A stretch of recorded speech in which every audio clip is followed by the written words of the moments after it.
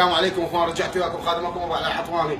مشكلتنا اليوم هي تتداول بالسوق، بالشعب العراقي بالاسواق تتداول على الطماطم. يا اخوان الطماطم ب 3000 ابتلينا، انتخبنا الائتلاف.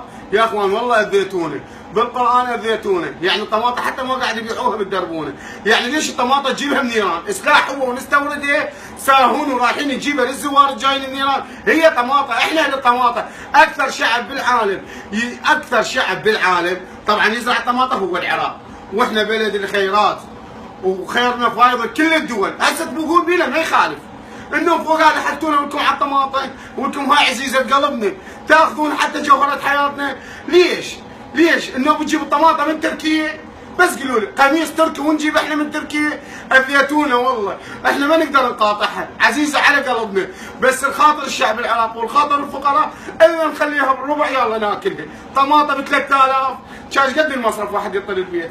50,000 خبرتونا لكم حيرين بالبوق دحيرونا بالطماطم، حيرونا بالطماطم، رحنا لوالديكم حيرونا بالطماطم، ومن هنا مشان نناشد وزيرة الطماطم. وشكرا لكم، تحياتي لكم وخادمكم ابو الطماطم.